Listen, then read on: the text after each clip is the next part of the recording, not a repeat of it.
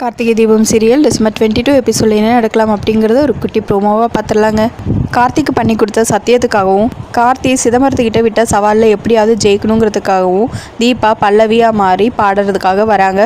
தீபாவும் ஃபர்தாலாம் போட்டு அவங்க தான் தீபான்னு தெரியாத அளவுக்கு கார்த்திகிட்டையும் ராஜாக்கிட்டையும் பேசிட்டு பாடுறதுக்காக ஸ்டுடியோக்குள்ளே போகிறாங்க. அதுக்கப்புறம் அவங்களும் பாடுறாங்க.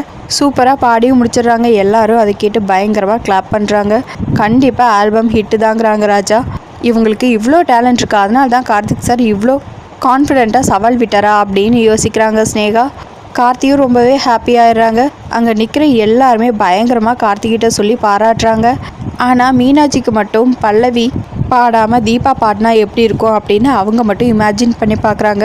அதுக்கப்புறம் தீபா பாடி முடித்து வெளியே வரவும் மீனாட்சி பக்கத்தில் போய் சூப்பராக பாடின தீபா, நீ வேணும்னா பாரு, இந்த ஆல்பம் மட்டும் ரிலீஸ் ஆகுது, எத்தனை பேர் உன்னை பாட கூப்பிட்றாங்கன்னு பாரு, ஏன்னா உன் வாய்ஸ் அவ்வளோ நல்லா இருக்குது அப்படின்னு பாராட்டவும், இல்லைக்கா கார்த்திக் சார் இந்த சவாலில் தோற்றுறக்கூடாதுங்கிறதுக்காக தான் நான் இங்கே பாடவே வந்தேன், மற்றபடி எனக்கு எந்த பேர் புகழ் எதுவுமே வேணாம், கார்த்திக் சார் கூட சந்தோஷமாக வாழ்ந்தால் அதுவே எனக்கு போதுங்கிறாங்க தீபா.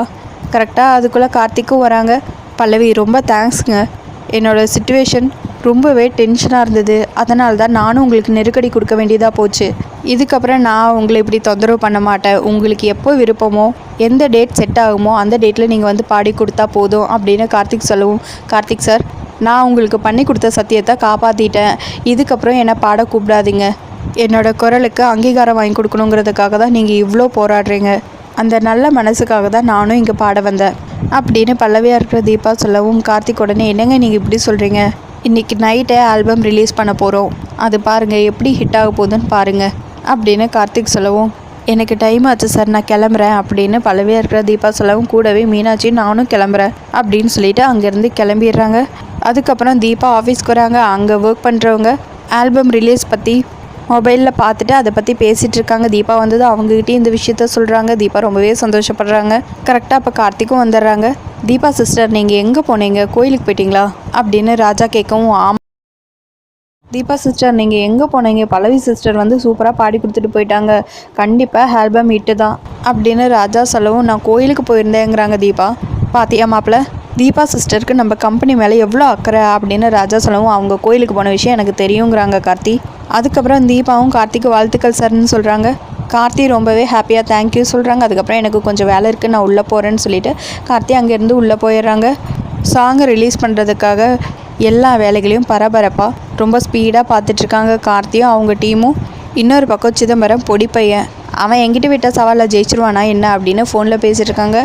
அப்போ கரெக்டாக அவங்கக்கிட்ட வேலை செய்கிற ஒருத்தர் வந்து, சார் இங்கே பாருங்கள், இன்றைக்கி நைட்டு 12 மணிக்கு ஆல்பம் ரிலீஸ் பண்ண போகிறாங்களாம் அப்படின்னு சொல்லி ஃபோனை கொண்டு வந்து காட்டவும், சிதம்பரம் அதை பார்த்துட்டு ஏதோ சும்மா சொல்லிட்டமே அப்படிங்கிறதுக்காக ஏதோ பண்ணிகிட்ருக்கான், அதெல்லாம் அப்படியெல்லாம் பண்ண முடியாது அப்படின்னு சொல்லிட்டு திரும்பவும் ஐஸ்வர்யா கால் பண்ணுறாங்க. அப்போ தான் ஐஸ்வர்யாவும் அந்த விஷயத்த பார்க்குறாங்க மொபைலில்.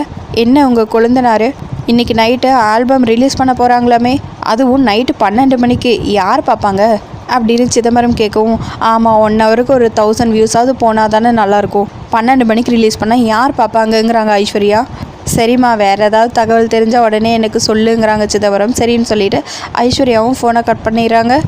வீட்டில் இருக்கிற எல்லார்கிட்டேயும் அருண் கொண்டது மொபைலை காமிச்சு விஷயத்த சொல்கிறாங்க. எல்லோரும் ரொம்பவே சந்தோஷமாக இருக்காங்க. 12 மணி ஆகும், எப்போ ஆகும் அப்படின்னு சொல்லிட்டு கரெக்டாக டைம் 12 ஆனதுமே கார்த்தி சாமி கும்பிட்றாங்க, தீபாவும் சாமி கும்பிட்றாங்க. ஆல்பம் ரிலீஸ் பண்ணிடலாம் அப்படின்னு சொல்லிட்டு ரிலீஸ் பண்ணுறாங்க. அதோட எபிசோடையும் முடிச்சிருக்காங்க. உங்களுக்கு இந்த வீடியோ பிடிச்சிருந்தா லைக் அண்ட் சப்ஸ்கிரைப் பண்ணி நம்ம சேனல் சப்போர்ட் பண்ணுங்கள். தேங்க்யூ.